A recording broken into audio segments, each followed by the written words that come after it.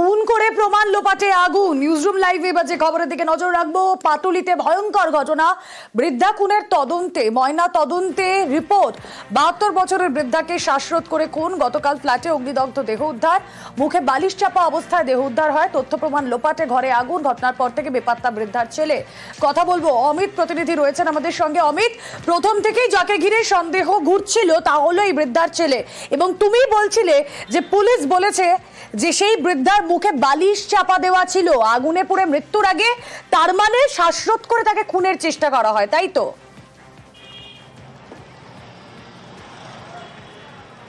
গতকাল যে অবস্থায় দেহ পাওয়া যায় সেই জায়গা থেকেই কিন্তু পুলিশের মনে সন্দেহ দানা বেঁধেছিল এটি খুনের ঘটনা হয়ে থাকতে পারে।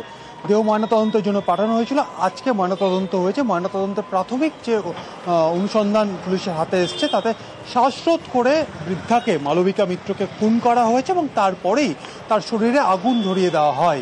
অর্থাৎ যে নেচার যে ওপিনিয়ন যেটা দেওয়া হয়েছে চিকিৎসকদের তরফে বা যারা ময়নাতদন্তের এক্সপার্ট যারা ওপিনিয়ন দিয়েছেন তাতে স্মুথরিংয়ের কথা বলা হচ্ছে, অর্থাৎ শ্বাসরোধ করে খুনের কথা বলা হয়েছে এবং পোস্টমর্টেম বার্নিংয়ের কথা বলা হচ্ছে, অর্থাৎ মৃত্যু সুনিশ্চিত হবার পর বৃদ্ধার শরীরে আগুন দিয়ে দেওয়া হয়।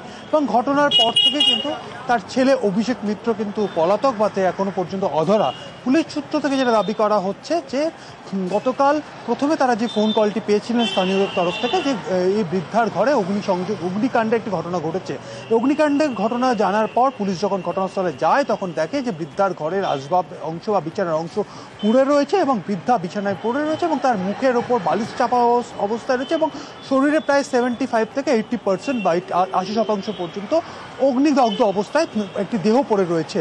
ময়নাতদন্তের জন্য পাঠানো হয়েছিল। তবে পুলিশের সন্দেহ জায়গায় মুখের কাছে বা মুখের ওপরে বালিশ কেন চাপা রয়েছে, সেই জায়গা থেকে আজকে যখন ময়নাতদন্ত হয়েছে, ময়নাতদন্তের যে প্রাথমিক অনুসন্ধান পুলিশের হাতে এসছে তাতে বৃদ্ধাকে প্রথমে শ্বাসরোধ করে খুন করা হয় এবং পরবর্তী সময় বৃদ্ধার শরীরে আগুন ধরিয়ে দেওয়া হয়। স্বাভাবিক এই জায়গা থেকেই পুলিশ খুনের মামলা কিন্তু ইতিমধ্যেই শুরু করেছে এবং এখনো পর্যন্ত তদন্তকারী সূত্রে যেটা জানতে পারছি, এখনো পর্যন্ত অভিষেক মিত্র যিনি বৃদ্ধার ছেলে, সে এখনো পর্যন্ত তার খোঁজ পাওয়া যাচ্ছে না বা সে এখনো পর্যন্ত অধরা। অন্যদিকে পুলিশের তরফে বৃদ্ধার একটি ব্যাংক অ্যাকাউন্ট ফ্রিজ করা হয়েছে, কারণ পুলিশ সন্দেহ করছিল যে বৃদ্ধার ব্যাংক অ্যাকাউন্টে প্রায় 9 লক্ষ টাকা সেটি তার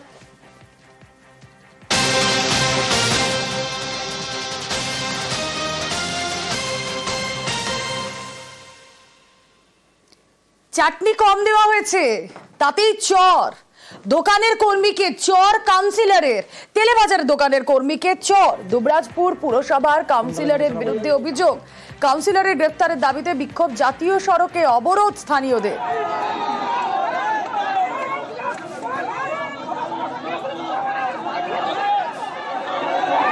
ছবি দেখছেন আপনারা, জাতীয় সড়ক অবরোধ। কেন না চাটনি কম দেওয়া হয়েছে দোকানের কর্মীকে, তাই চর মারলেন কাউন্সিলর। তেলেভাজার দোকানের কর্মীকে চর। দুবরাজপুর পুরসভার কাউন্সিলরের বিরুদ্ধে অভিযোগ, কাউন্সিলরের গ্রেফতারের দাবিতে যে ছবি আপনারা দেখছেন, জাতীয় সড়ক অবরুদ্ধ। কথা বলবো, সুপ্রতিম প্রতিনিধি রয়েছেন আমাদের সঙ্গে। সুপ্রতিম, রাগ অনেক কারণেই হতে পারে, কিন্তু তেলে ভাজার সঙ্গে চাটনি কম পেয়েছেন সে কারণে কাউন্সিলরের এত মাথা গরম? একদমই দেখো, যে ঘটনা ঘটেছে সেটা হচ্ছে বীরভূমের দুবরাজপুরের শ্মশানী কালীতলা মোড়ের একটি চপ সিঙ্গারার দোকানে, এবং সেখানে এই কাউন্সিলর যখন সিঙ্গারা কিনতে যায় এবং তার সঙ্গে কিন্তু চাটনি কম দেওয়ায় দোকানের যে কর্মচারী তার সঙ্গে প্রথমে তর্ক বিতর্ক লাগে এবং তারপরেই কিন্তু রেগে গিয়ে ওই কর্মচারীকে চর মারে বলে অভিযোগ ওই তৃণমূল কাউন্সিলর দুবরাজপুরের 7 নম্বর ওয়ার্ডের, যার নাম হচ্ছে শেখ নাজিরউদ্দিন।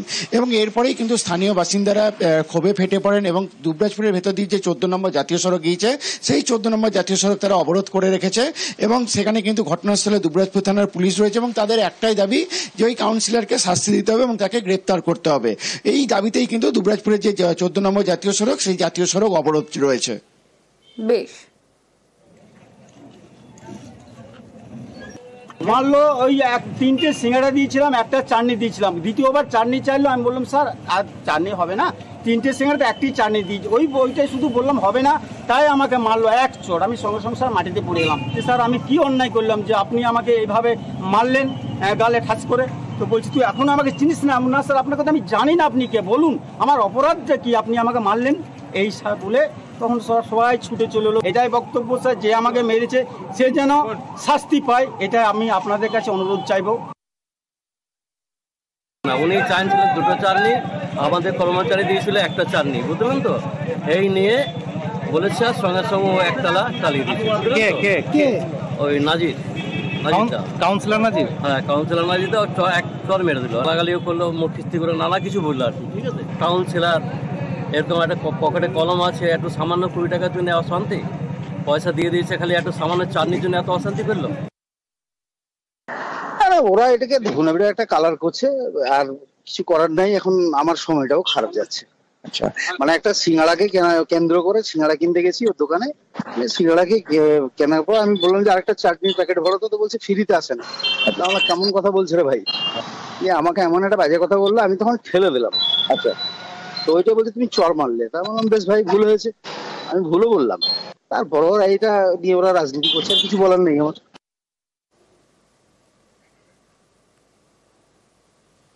হরিয়ানা উত্তরপ্রদেশ থেকে জাল ওষুধ বড়বাজারে, সেটাও আবার বাসে করে। বড়বাজার থেকে জাল ওষুধ চলে যাচ্ছে পাড়ার দোকানে, আর সেখান থেকে আমার আপনার বাড়িতে।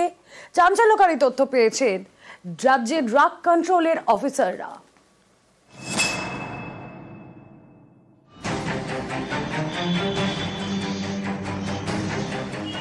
কখনো হাওড়ার আমতা থেকে বিপুল জাল ওষুধ উদ্ধার হয়, গ্রেপ্তার সংস্থার মালিক।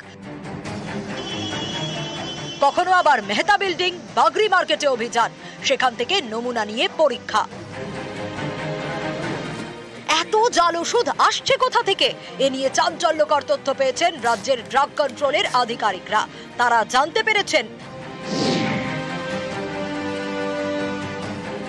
হরিয়ানা, উত্তরাখণ্ড, উত্তরপ্রদেশ, বিহার হয়ে জাল ওষুধ ঢুকছে পশ্চিমবঙ্গে। ভিন রাজ্য থেকে জাল ওষুধ এই রাজ্যে পাচার করা হচ্ছে বাসে। বাসের ছাদে পেটি পেটি ওষুধ।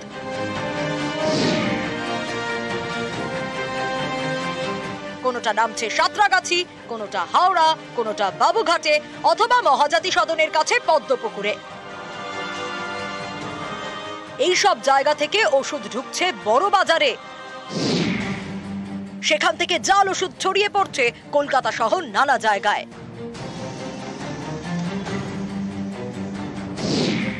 তদন্তে নেমে পুদুচেরিতে জাল ওষুধ কারখানার হদিশ পেয়েছে রাজ্যের ড্রাগ কন্ট্রোলের আধিকারিকরা। এই তথ্য তারা জানিয়েছেন তামিলনাড়ুর ড্রাগ কন্ট্রোলকে। একই রকম ভাবে তথ্য দেওয়া হয়েছিল হরিয়ানার ড্রাগ কন্ট্রোলকে, যার ভিত্তিতে তারা অভিযানও চালিয়েছে। ফিরোজপুরে একটি ওষুধের কারখানায় অভিযান চালায় Haryana food and drug administration. উদ্ধার করে নামী ওষুধ কোম্পানির বস্তা ও ড্রাম ভর্তি জাল ওষুধ।